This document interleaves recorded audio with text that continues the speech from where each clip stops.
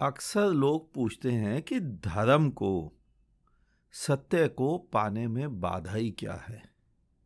क्या कारण है कि हम धर्म को, सत्य को नहीं पा पा रहे हैं? दरअसल बाधा केवल एक है, छोटी सी, और वो हो तुम। तुम्हारा होना ही बाधा है और कुछ भी तो नहीं है। ध्यान से देखना, जिन जिन को भी सत्य मिला वो स्वयं पर हंसे। उन्हें स्वयं अपनी ही मूर्खताओं पर हंसी आई कि आखिर हम ही तो बाधा थे। हम ही ने तो दीवारें खड़ी की थी। हम ही ने तो परकोटे उठाए थे। उन्होंने स्वयं को ही मूर्ख कहा कि हम ही मूर्ख थे इन दीवारों को खड़ी करने वाले। किसी दूसरे ने नहीं की थी।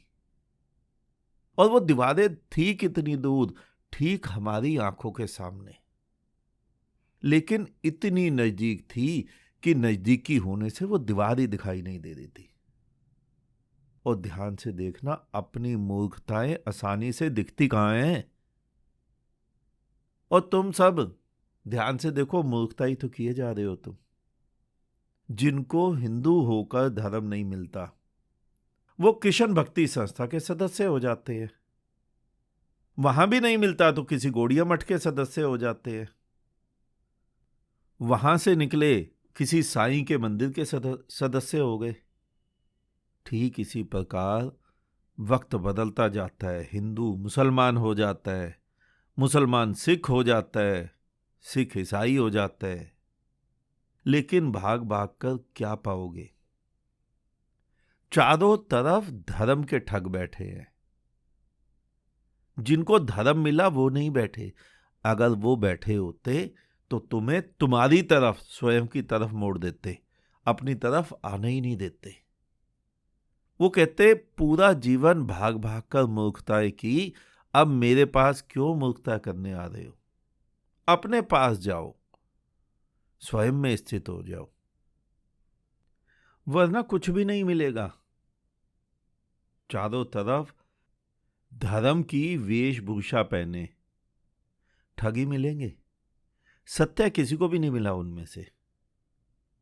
सत्य को मिलने की पहचान ही ये है कि वो किसी एक धर्म के भीतर धार्मिक वस्त्रों से, धार्मिक चिन्हों से बंधा हुआ नहीं होगा।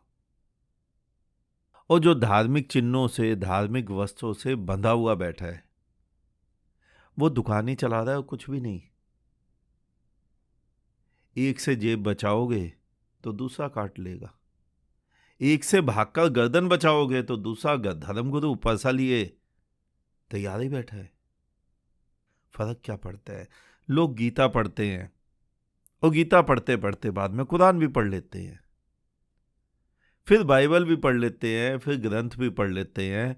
और एक दो नहीं, अनेकों ऐसे मिलेंगे जिन्होंने सारी किताबें पढ़ी हुई हैं, लेकिन पूछो क्या सत्य मिला?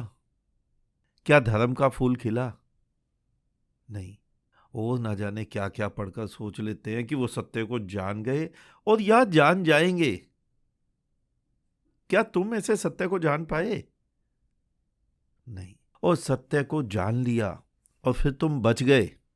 फिर तुम दावा करते हो मैंने गीता पढ़ी, मैंने कुरान, मैंने बाइबल, मैंने ग्रंथ। सत्य को जान लिया और जानने वाला बच गया तो समझो सत्य को जाना ही नहीं। सत्य को जाना हुआ व्यक्ति ना तो हिंदू हो सकता है, ना मुसलमान, ना सिख, ना ईसाई, ना बौद्ध, ना जैन। और कुछ लोग प्रश्न पूछते हैं, क्या सत्य को हिंदू, मुसलमान, सिख, ईसाई या बौद्ध या जैन होकर नहीं जाना जा सकता? उसका उत्तर है नहीं। तुम्हारे होने पर भी सत्य को जाना नहीं जा सकता। तुम हो और तुमने सत्य जान लिया, यानी नहीं जाना। तो जब तुम्हारे होने पर भी नहीं जाना जा सकता तो हिंदू, मुसलमान, सिख, ईसाई, इनकी दीवारें तो बहुत ऊंची हैं, इनके महल तो बहुत ऊंचे हैं। उसमें सत्य कैसे समा पाएगा? कैसे घुसेगा अंदर?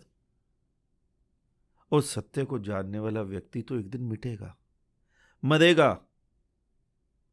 तो तुम क्या सोचते हो, जब तुम मिटोगे तो क्या हिंदू बचेगा, मुसलमान बचेगा, सिख ईसाई बचेगा? अरे जब तुम ही मिट गए तो कौन बचा? सत्य है, परमात्मा, ईश्वर, खुदा कभी भी किसी भी चार दीवारी में कैद नहीं हो सकता। सागर की बाउंड्री वॉल हो सकती है क्या? तुम खींच भी लो तो क्या सागर मानेगा? एक लहर आएगी, तुम्हारी बाउंड्री वॉल को धराशायी कर जाएगी। इसीलिए मैं तुम्हें उदाहरण देता हूं ना, विराट उतरे, परमात्मा उतरे और तुम्हारा घट बचा रहे, मानना परमात्मा उतरा ही नहीं। वो तो जिस दिन उतरेगा घट के इतने चीथड़े कर देगा, तुम्हें एक एक दाना बटोरना भारी पड़ जाएगा। सागर किसी सीमा को नहीं मानता, सूर्य का प्रकाश किसी पर्दे को नहीं मानता। तो प्रश्न था सत्य का, सत्य को पाने में बाधा ही क्या है? तो उत्तर है बाधा तुम ही हो। और यही गलती सभी धर्मों के लोग कर रहे हैं। हिंदू सोचते हैं इतना इतना जप कर ईश्वर को पालेंगे, यानी ईश्वर का मोल भाव हो गया, ईश्वर बिकाऊ हो गया। रुपयों में ना सही, जप का ही मूल्य लगा लिया तुम लोगों ने। सोचो, यहां सोना कम है, लोहा ज्यादा है हमारी धरती पर। किसी अन्य ग्रह पर सोना सर्वाधिक हो और लोहा कम हो, तो ध्यान से देखना, वहां लोहा भी जो है ना, जैसे यहां सोना तोले में बिकता है, वहां लोहा तोले में बिकता होगा। ठीक इसी प्रकार तुमने रुपए की कीमत ना लगाई, संसारिक वस्तुओं की तरीके से जब तब की कीमत लगा ली, नमाजें पढ़ने की कीमत लगा ली, लेकिन क्या खुदा बिकाऊ है? नहीं, वो तो अनमोल है, बिखरा हुआ है, जर्रे जर्रे को महकाए है। वो अनंत है, उसका मोल कैसे लगाओगे तुम?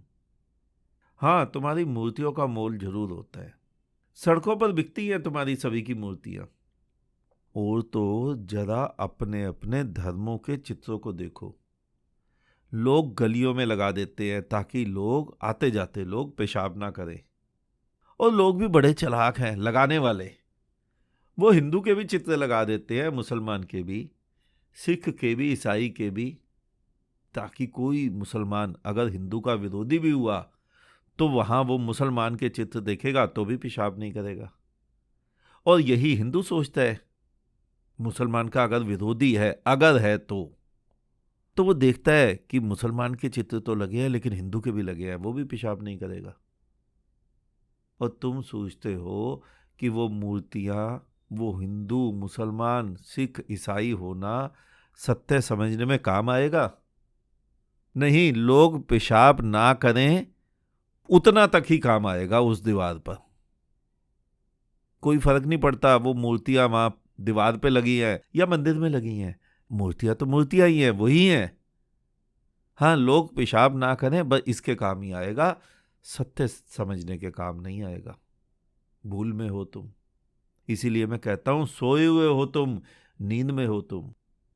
अगर सत्य को जानना है तो धारणाएं तोड़नी ही होगी, घेरे मिटाने ही होंगे, बंधन खोलने ही होंगे। अब तुम स्वयं को देखो, क्या तुम इतनी बड़ी कीमत देने को तैयार हो सत्य को समझने के लिए? सत्य से आंखें चार हो सकती हैं, और अगर नहीं तो हिंदू बनकर गीता को छाती से लगा लिया करो, या मुसलमान बनकर कुरान को आंखों से चूम लिया करो, और मन में धार्मिक होने का, सत्य का पथिक होने का भ्रम पाल लिया करो। बस इतना ही उत्तर है इस प्रश्न का, इतना ही नाता है तुम्हारा सत्य का धर्म से और धर्म का सत्य से। बहुत ऊंची चीज है सत्य, जो तुम हिंदू, मुसलमान, सिख, ईसाई, बौद्ध, जैन होकर जान ही नहीं पाओगे कभी भी। आज इतना ही।